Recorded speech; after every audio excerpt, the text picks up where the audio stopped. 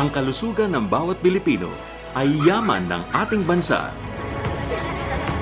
Kaya nga noon pa ay itinaguyod na ni dating Pangulong Ferdinand Marcos Sr. ang specialty hospitals para sa iba't ibang karamdaman. Yan ay pag-aalaga ng lahat ng puso ng lahat ng mamayan Pilipino.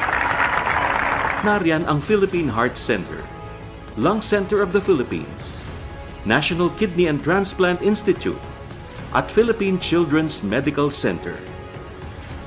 Ang mga pasilidad na ito'y nagpagaling sa milyon-milyong Pinoy na dumanas ng malubhang sakit. Pero sa larangan ng medisina, isang karamdaman ang nananatiling banta sa maraming Pilipino. Yan ang cancer. Para sa isang pasyente, ang madiagnose ng cancer ay